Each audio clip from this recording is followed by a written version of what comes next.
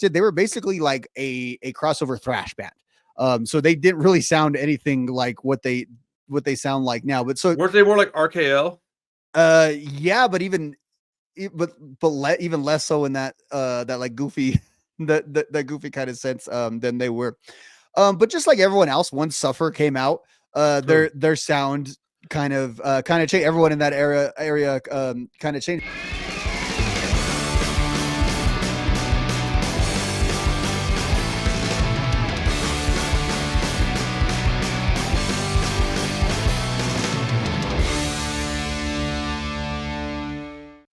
Oh, it's got the like upside down. What's the upside down exclamation point thing, dude? What is it? What is that? Why is that? What does that mean?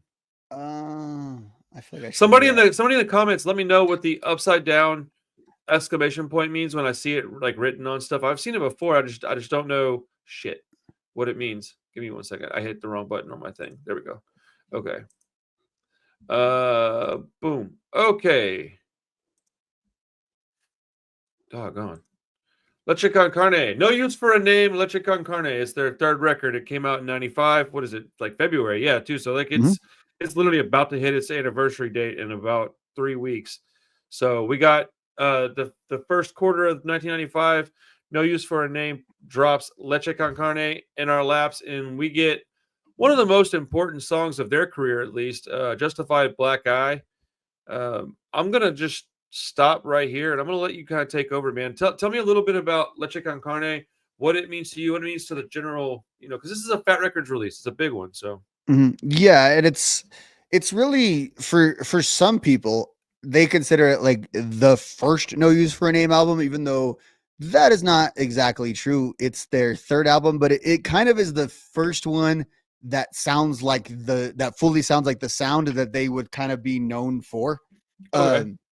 And so that's why it is and of that run. So it's their first LP released on Fat. So I guess that's a way to think of it as well, Okay. because The the first other one on Fat Records. yeah. Yeah, so that's another reason why it's thought of as that's in terms of those sort of debut thing. But it's like all the albums they did from there till Tony's death are kind of considered their classic albums. Now, this album wasn't quite with their classic lineup just yet. It's one album off. It's the next album where people really feel like it is the classic album, but it's pretty close. Now, some background really quick on No Use for a Name. Throughout the 1980s, to the extent that No Use for a Name existed, they were basically like a crossover thrash band. So they didn't really sound anything like what they sound like now. But so Weren't they more like RKL? yeah, but even less so in that like goofy that goofy kind of sense than they were. But just like everyone else, once Suffer came out, their sound kind of changed. Everyone in that area kind of changed, but they're among the bands that came on the Fat Record side of things that were sort of all like recovering thrash metal bands that started doing punk rock. So NoFX is the one band that doesn't really have that. NoFX just always had metal guitarists. NoFX more modeled their sound off of RKL and off of Propaganda, whereas these bands, again, they had that well, sort hold of on. NoFX is like notorious for even telling people that they modeled their sound off of after RKL, Bad Religion, equal parts of each. You get NoFX. I mean, they say that. So I mean, Propaganda. I'd say this more like. Ask Fat Mike about Propaganda and how much he would define that as how yeah. that. Yeah. I've never heard him say that, but I've heard him say and not about to say and obviously Suffer was huge for him. Oh yeah, I mean that changed a lot of bands as well, and yeah, and it did. It's kind of similar to the conversation we had earlier. What Dookie did for like the mainstream, Suffer kind of did before that. I think for the underground. And so I say all that to say, if you listen to the No Use for a Name stuff that came out before the stuff came out on Fat, that's kind of where it resides. They're sort of in between. They're like a heavy Bad Religion. They're like a Bad Religion with like really heavy, that sort of like metallic kind of guitar. And if you look at I think it's called Incognito or Daily Grind, which is the first EP on Fat that they had right before this. Again, it's still very much just like a Bad Religion imitation band, as if like Tony Sly was fronting, a band that was basically trying to be Bad Religion. It's on this album where I'd say they broke away from that, where now they sound like their own band. Not to say they don't sound like No Use on those, but that band sounds like a derivative, Bad Religion, a derivative skate punk band. This band this is when they're having their own defined sound coming out to be. And I think, again, it's got so many of their big songs that would come on to define the band. You mentioned Justified Black Eye, right? Is that the one you mentioned? Which is one of their big songs. Soulmate, which is probably maybe their most, I mean, their biggest song. That's the one that I heard. That's how I heard No Use for a Name was that song. Straight from the Jacket, which is also one of their iconics. I mean, you could go down every one of these. There's not a one of these they didn't play fairly regularly in their set. There's not a one of these that isn't fairly beloved. So this album comes out again 1995. So it's right after that boom in 94, where everything is happening, everything we're talking about. And this album comes out early that year. This album, you could say, was kind of technically like a late period 94 album because it comes out right at the beginning of the year and it was riding that wave. Now, that wave included what we were talking about, the famous story of the song Soulmate, which who knows how history turns out if that song would have stayed on MTV. Because as the story goes, No Use for a Name shot a video for Soulmate. And if you've ever seen the video for Soulmate, it's totally a 90s style video. There, it looks like it could be played at the X Games. Like they're snowboarding, they're doing the thing. There's the pretty girl. All of the things are in there. And it was doing pretty well on 120 minutes and was fairly well requested on MTV. However, MTV wanted NoFX videos, and Fat Mike did not want NoFX on MTV. He just did not want to participate in that at the time. So he said he was not going to give them any NoFX videos. Well, because Fat Records was the distributor, of the No Use for a Name stuff, MTV's basically their ultimatum with them is, we're going to pull the No Use for a Name video if you don't give us a NoFX video. And Fat Mike stuck to his guns. And so they pulled the Soulmate video from the MTV2 rotation, which again, it's a really interesting timing because this is right at the tail end of Smash and all that stuff is still, you're still basically in 94 when this is released. So this could have really, I don't know how big this album could have got, but to say it was not limited by that, I think is absolutely, a true statement. Because who knows how big this album would get, or what happens next for the band. Maybe if they just catch on with this album and a ton of people catch their eye. And Tony or the band has never really commented other than reiterating the story. I would love to know how they felt. Did they support Mike in his decision? Were they kind of mad about it? I would love to get some truth serum from everyone on that story. 100% speculating here, Mm-hmm. but if it were me, I feel like when it happened, they were probably like, yeah, we get it. Punk rock, da da da da da. And then if you fast forward like 3 or 4 years, they're like, what the fuck were we thinking, man? We should have talked him into getting us on that, getting NoFX on MTV. Because I think that at least one member of that band had to be like, dude, fuck that, man. We need to get airplay. This is a job for us. It's a career. It's not just a hobby. And like, there's this weird line that punk rockers walk about like money being involved in stuff. If you don't think that money is a priority within punk rock, you aren't paying attention. Now, there are certain branches of punk rock, specifically like the anarcho stuff and the crust stuff, where it's really not what they're trying to do, right? They have a message and their stuff is like message only. But most bands, they want to create artwork and they want to be able to do that full time. That requires money. It's not a bad thing to get a paycheck. It's a bad thing to be a douche to get a paycheck. This is like when people say that Green Day sold out. No, they didn't. Green Day's always been Green Day. Like, that's not an example of selling out. I would say that MGK would be a guy that I would say is a sellout. He changed his sound in order to get popular and make money. Now, even then, I don't know that I would be selling out either because he liked that music before he started making it. So, like, selling out is a very weird thing. I don't know that it's like, if you're a punk rock dude and you have this certain ethos and then you go and change that so that you can make money, I think that's selling out. But like, yeah, I think that these guys, my point is that they deserved more than they got. And I feel like this album would have been pretty fucking big if they had a little more ability to stay on the platform. I mean, that's like, it'd be like if you had, man, I hate to even bring this dude's name up, but like, hey man, Finn McKitty's going to play your music video on his channel 2 or 3 times. But in order to do that, he wants you to wear one of his shirts like on stage a couple times, and you're like, no, man, I don't really support his channel. And it's like, yeah, but dude, he's gonna play one of our videos, and you're like, I'm not gonna. It's not quite the same thing, but it's you get all this exposure, and you're just stubborn, and you don't want to do it. And I see it, I get it, I understand it, but fuck, I bet they wish they had done things a little different. Mike probably wishes it just for the sake of his friends, Yeah, because that's a hard thing to do with someone else. Like, it's one thing if it's your band, like we are making that decision, but it's kind of Right. being made. Do you think he talked to the band about it at all, or did he just do it? I Oh, wonder. I would assume like Tony was one of his best friends, so I would Yeah. assume, and I don't know how close they were. This is more at the start of their relationship, but I don't know how Right. close they were back then. But I would assume that the guys kind of understood it. But again, and this is the guys when they're trying to make it though too. So that's a whole different. That's what I'm like, saying. It's a weird guys are situation. like, and not just them in particular, but like it's guys in a band trying to make it. I mean, they're all starving at that point, so it's Right. That's got to be a hard thing to swallow. I mean, I guess on the back end, what they have to be thankful for is that at least they were at an independent that was sustainable, that they were going to get a career off of. That's where they are fortunate that their career just didn't die, I guess, from that. That could have happened too. You got to think, man. You know what you're signing up for when you hang out with that guy, with Fat Mike. Like, know what kind of shit he's all about.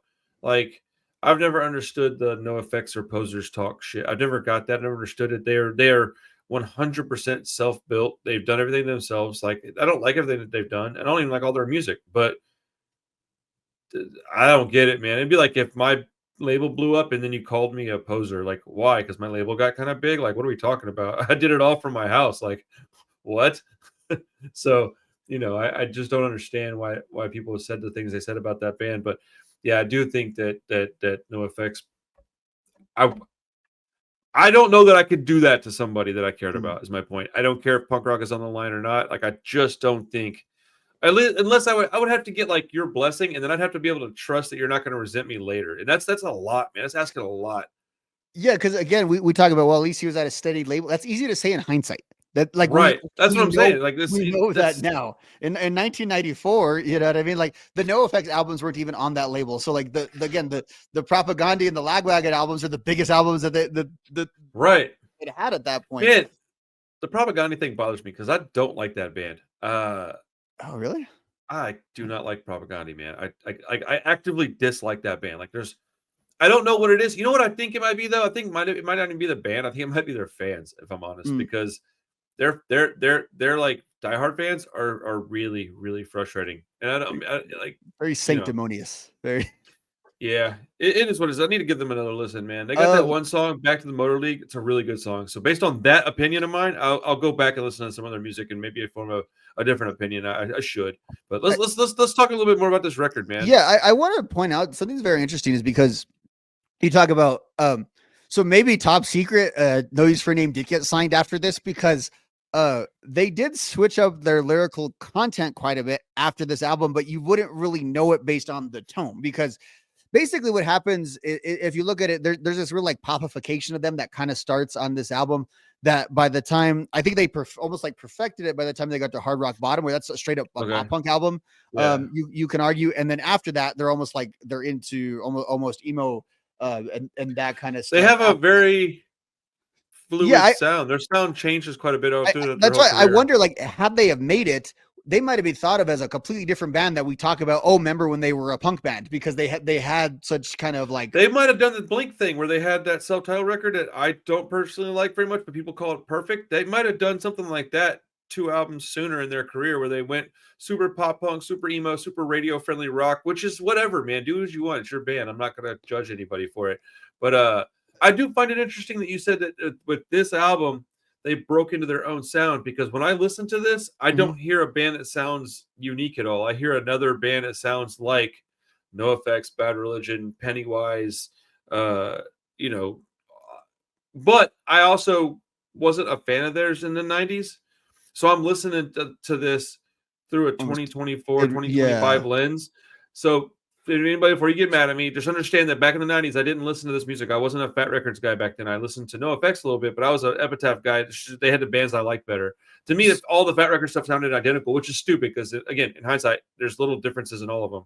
And so in terms of, and all those early fat bands kind of had like a little bit different identity to them. And I think like Tony was like the music nerd of the guys they knew. Like he was the guitar. Now he's not known for playing like these great like solos or riffs, but he's just like a very competent guitar player. Knew music Yeah, theory real well. Fat Mike talks about like that's how he learned about like harmonies and stuff like that, was just from like Tony kind of that's pretty cool. explaining it to him. And so when you look at this album again, the point I was kind of making earlier, I think it's because he actually got married like a few years Oh, after this word. album. And so a lot of those songs become about like relationships and bad relationships. There are a lot of relational, and he becomes a father. And so there's a lot of those kind of songs. This album, though, it sticks out lyrically. It's still kind of in the grind. Like these songs are still pretty much about dark subject matter and not a lot of Right. like relational songs. Everyone, Justified Black Eye, even the song Soulmate, which has a title that sounds like a relational song. The sound of it has one of those like Tony Hawk kind of cool chick songs. The video looks like he's hitting on this chick. And if you actually listen to the lyrics, it could be about, it's not even really related to it. So, and if you look at it, there's not really a lot of songs like that. And I think that's part of what, when you talk about what people liked about Tony, people loved the his lyrics.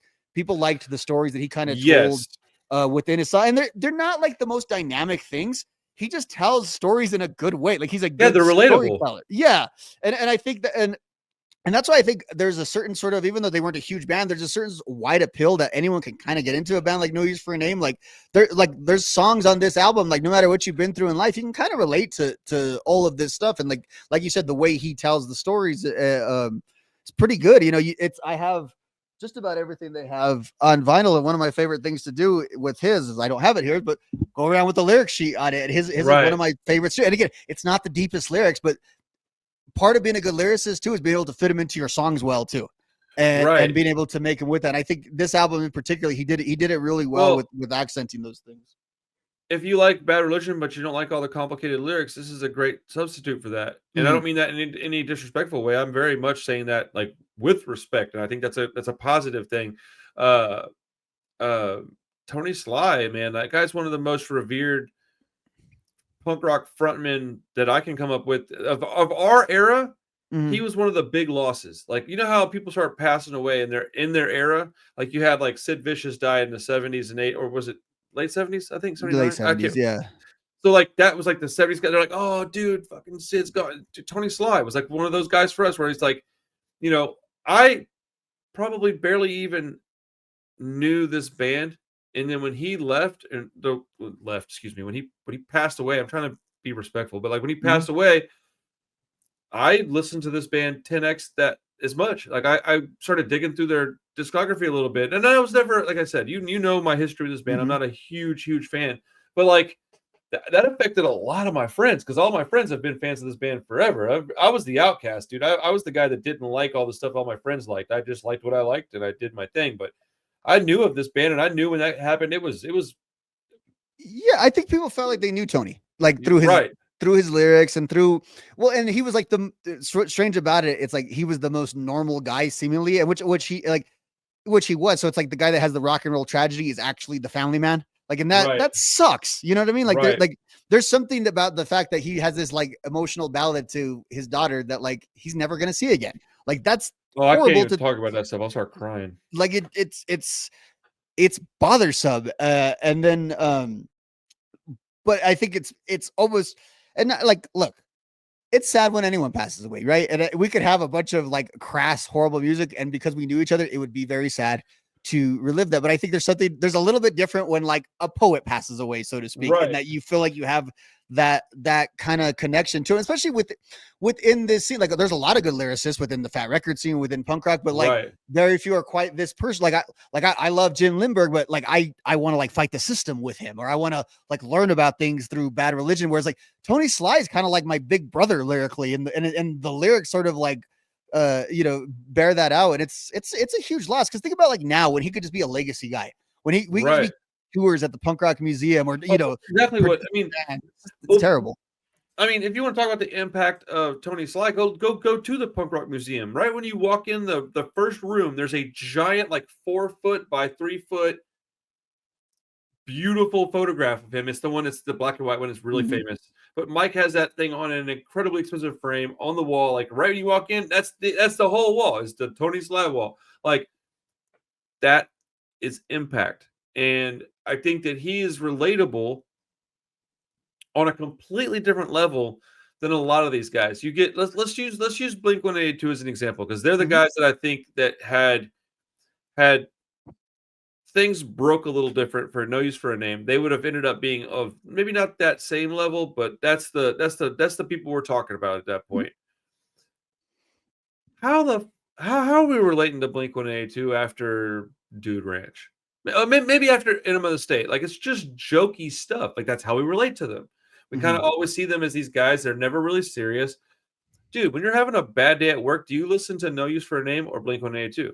You listen to No Use for a Name. That's the songs you have. It's relatable. It's like, I don't know what I'm trying to say, man. It's like they're the most realistic lyrics. And this guy was an incredible.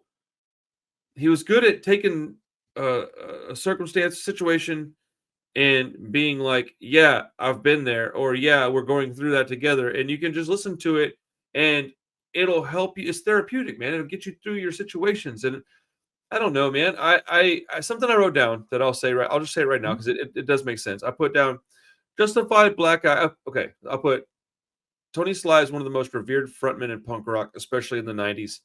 Was he this popular when he was still alive? And I don't know. It's a question I want to get back to in a second. And then right below that, I put Justified, Black Eye, Soulmate, and Redemption Song were the only 3 songs that I had liked on this album the last time we talked about it. But I've come to like this record quite a bit more since then. And then I put that I started liking. There's like 60% of the album now, like in my list. It's because the songs are relatable. And once you get past, like, I don't know, the initial, do I like the sound of this? Sometimes you don't know on a first listen or 2 or 3. You have to give it some time. And I don't know. I feel like I'm just saying nothing, but it means a lot to me. Like, what I'm trying to say means something to me. Like, this guy's lyrics are incredibly relatable. And yeah, I just think that he was, like you say, he was a poet, man. Was he going to be the most eloquent? I don't think so. But I don't think that eloquent matters much, dude. Like, can your everyday guy listen to this and go, "Yep, I get it, man"? Like, with all that said, he's still a badass rock and roller. So, he's still going to 100%. So, okay, that way. Shoot, I do want to ask, Mhm. were they this popular when he was alive? Were they? Because I feel like that happens to when artists pass, is that they get like a I would big say boost of popularity. he himself is more of a revered figure now because of his passing, like, individually. No Okay, Use for a Name was a pretty big band, but they didn't really have that sort of level of respect, I think, that they do now. So I don't think okay, they, like, even on my stream, I've talked about it when people be like, and even when I was a kid, like, they were the 3rd or 4th, like, Fat Records band for me.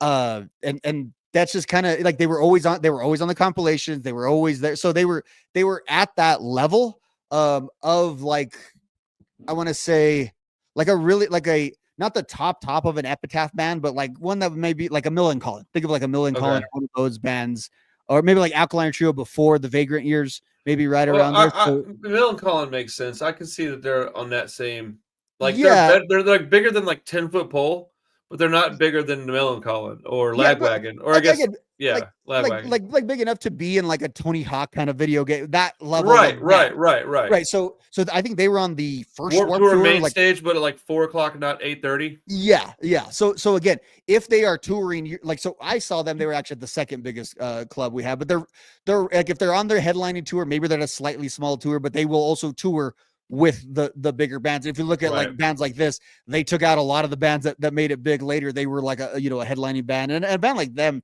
they said headlining actually, on smaller tours for a while. It's hard to say because the whole scene was bigger back then. You know what I mean? So they were bigger, but I think his sort of, the reverence for him, I think, has grown over the years. Plus, like, his late career work, even though it's not as good of No Use for a Name stuff, I think it's really good songwriting stuff by him. So that also expanded it out just a little bit more. And then, unlike all these other bands, when someone passes away, unfortunately, there's like a finite amount of music. So I think it's a little bit easier to really go through all of it. Where it's like bands like Lagwagon and NoFX, they've been bands for so long. Like, there's so many albums and stuff to Right. consume, and so many ebbs and flows. Yeah. He did the acoustic stuff, right? Yeah, 25. yeah. And that's actually he has 3, I think, total acoustic albums. The first Oh, few were really? just split albums he did with Joey Cape That's right. of Lagwagon, and Of the last Lagwagon. one was like originals. In fact, when he passed away, he was on tour with Joey, which those tours always seem to do. He passed away on tour.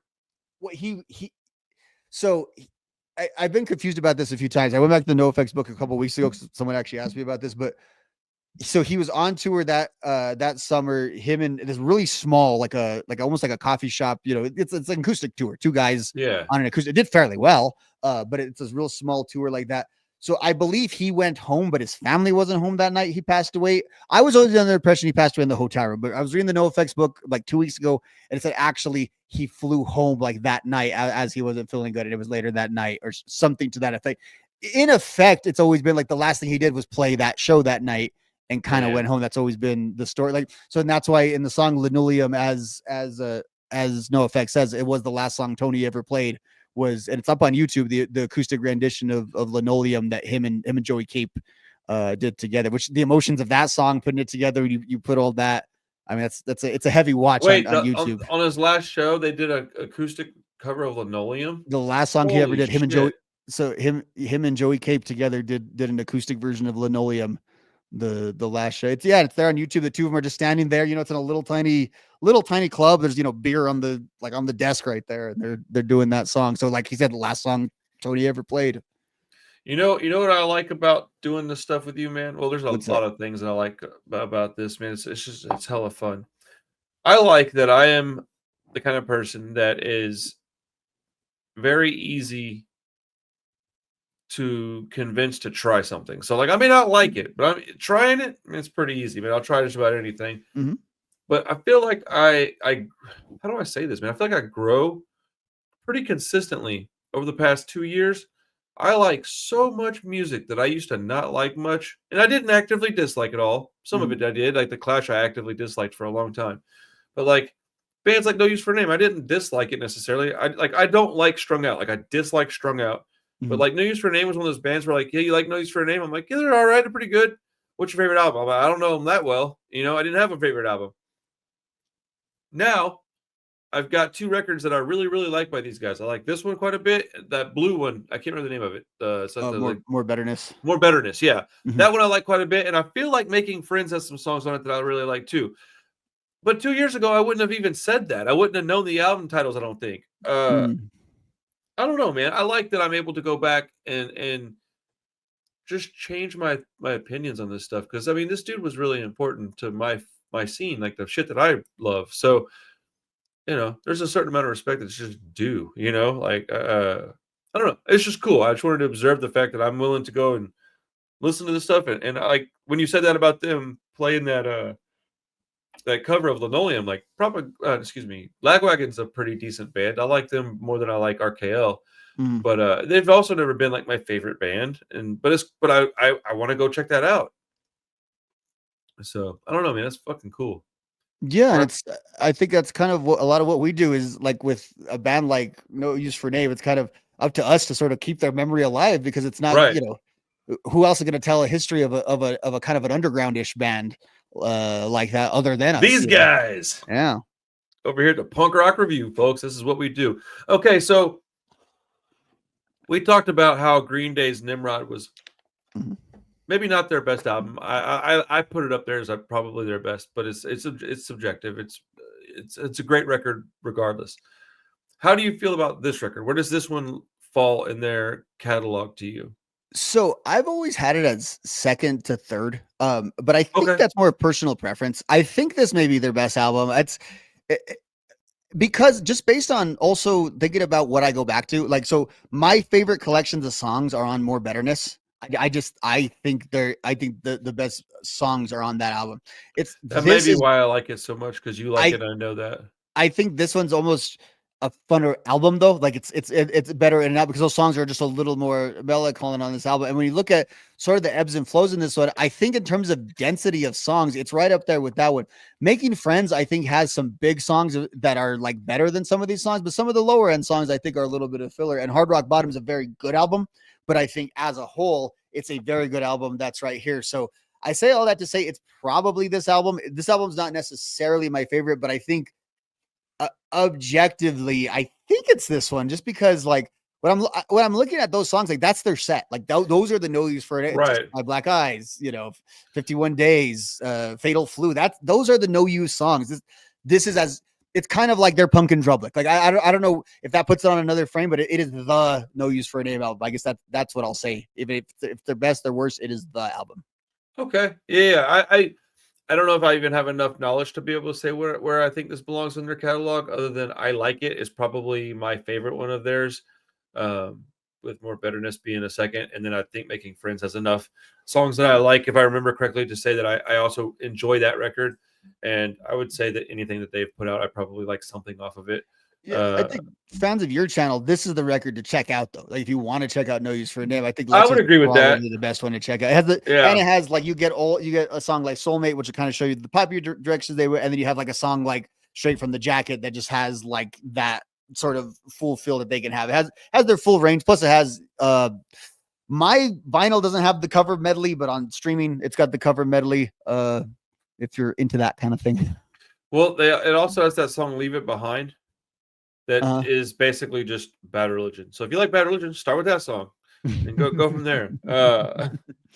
I do think it's pretty cool, man, that even at this age, I'm still finding stuff from like my era that I enjoy. So yeah, dude. No Use for a Name, very important band.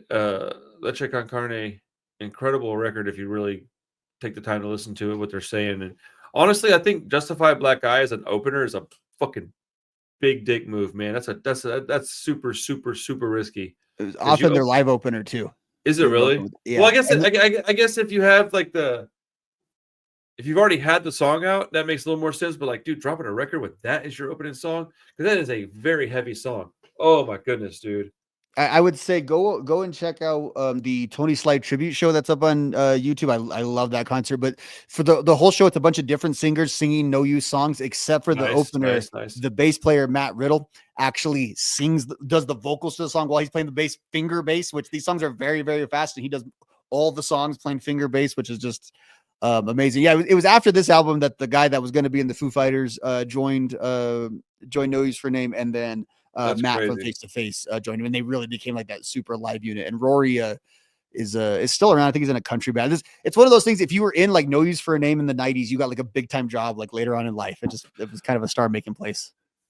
That's crazy. It's like kind of like Pat Smear is another one of those artists that you're like, man, that guy's been around for a long time. He's in a lot of important shit. I feel like it's he's like always in every band. I feel like Pat Smear's in Green Day. I know he's not, but because Green Day has those extra guitarists, I just in my head it's Pat Smear. In my head, Pat Smear plays with Green Day. I'm just gonna say crazy. That. I'm gonna start that as misinformation. Just let it run wild. I support that, man. That's funny. So okay, yeah, man, dude, that was a fucking awesome talk. So what have you been up to otherwise? Do you have any plans for the channel, or are you just doing your own thing on the other wrestling channel? Or no, not wrestling. Wait. Yeah, wrestling. I've been mostly busy with wrestling stuff. So that's been taking up most of my creative time. Okay. So I bought sorry. No, I haven't had anything. It's been all just drilling down and mostly preparing for like this stuff.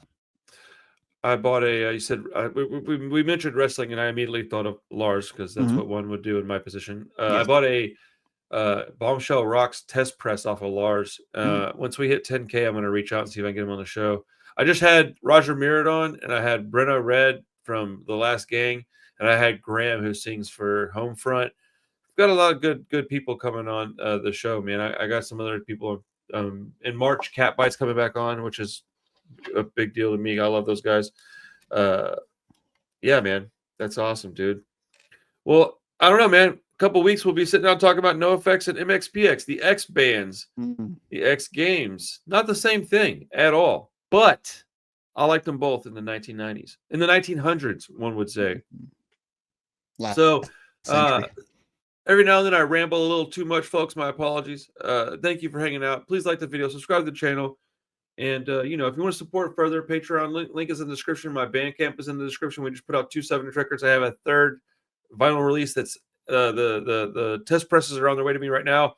I have a fourth one that is working on by this summer, and then I have a fifth and a sixth by late summer, early fall. We are a full-on vinyl record label now, so it is really, really daunting to say that out loud because I know how much all this shit costs, and it is stressing me out. But thank you for your support. I love you guys. Hope you had a good time. We'll see you in the next Pump Review podcast. Peace.